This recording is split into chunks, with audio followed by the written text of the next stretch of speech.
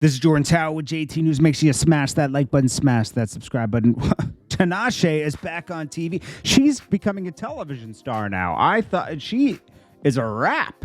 I've been looking at her music stuff. I don't know if she's off a major label or not. Yeah, she is. She's not on a major label anymore. She's on Payday Records. She doesn't have a major deal anymore, and that's why you don't hear about her anymore. Oh, wait, no. Some of these are on Interscope.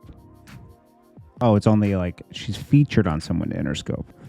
Who you taking home? She's independent now. So somehow she got free, I think, from her label, unless this is only independent single she's doing. I have no idea.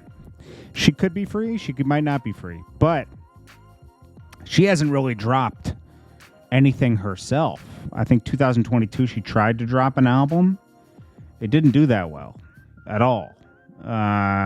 This was on Equity Distribution. So she is solo, but she's not doing that well, okay?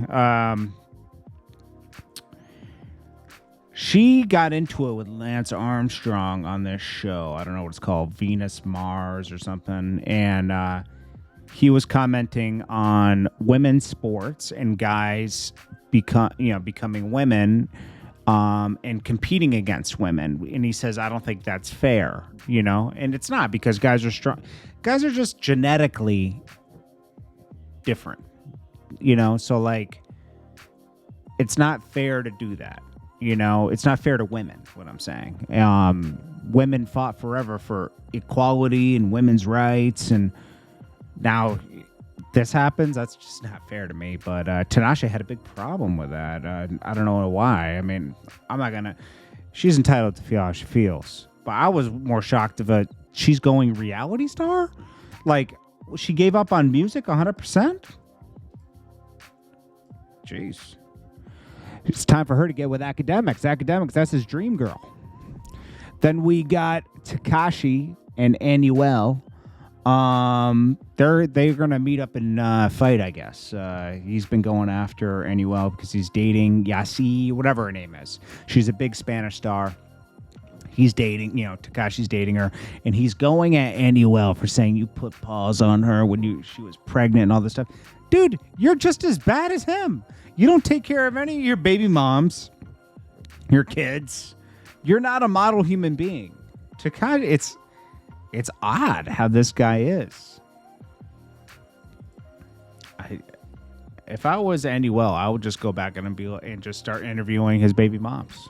It's pretty easy to destroy Tekashi. 50 Cent reacts to LA. They have these new rules where they're like, there's no like bail. I mean, there's bail. There's like no bail. So you just get free. So say you commit a crime, you're let free, and hopefully you show back up to court. 50 Cent was like, all right, LA's over. LA's finished. Watch how bad it gets out there. It's already bad. And LA's beautiful, and there's so much to offer in LA. But the crime is bad. It's not the people of LA's fault. Okay? You have to have law and order. You have to have... They have to do something. I don't even know how to solve the homeless problem. But all I know is that they pay people in all these cities to handle the homeless problem. These people make millions of dollars, and the problem doesn't get any better. So it's time to try something new. I think they should outsource it, to where, I mean, I know there's always room for corruption and stuff, but I think they should outsource it to a company that actually has a solution, Tupac Shakur's stepfather passed away. So RIP to that man. Havoc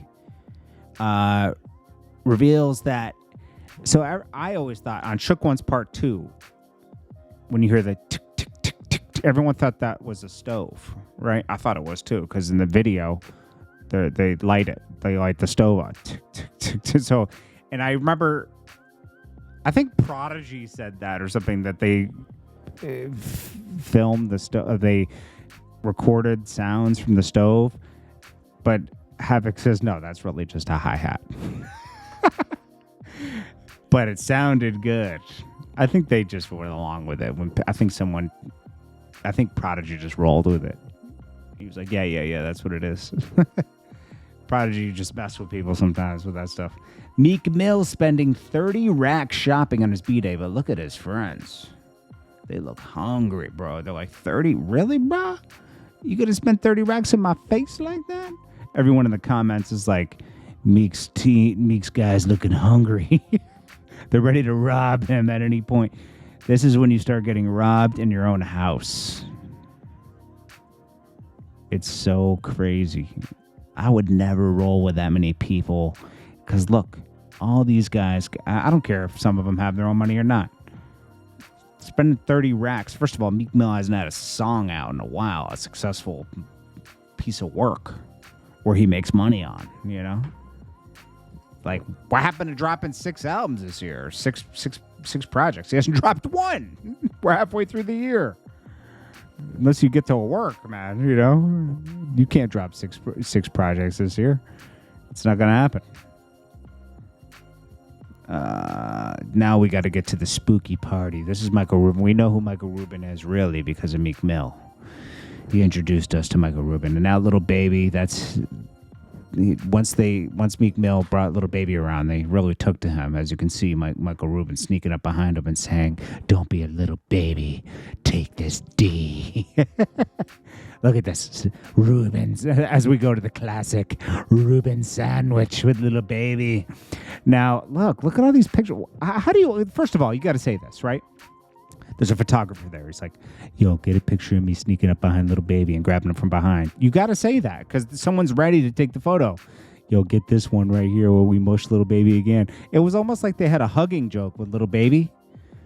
Is Little Baby a gangster? Like, I'm not a gangster and I don't want to be hugged like that at a party. Don't play huggy games with me. I don't want to play the Huggy Bear game. Look at this. This is very passionate. He's like, yo, get me talking to, very passionate. Dude, this guy has his whole behind out. Look, this guy's wearing underwear. He's wearing tighty whities to the event. And Michael Rubin has a smile on his face. I'm scared. Don't invite me to these. I'll never get invited to these parties, but I don't want to partake. Even the caterers didn't want to be there. Anyways, this is JordanTower with JT News. Look, they used to be best friends. Little did he know he'd be smashing his baby mom years later. This is JordanTower with JT News. Peace.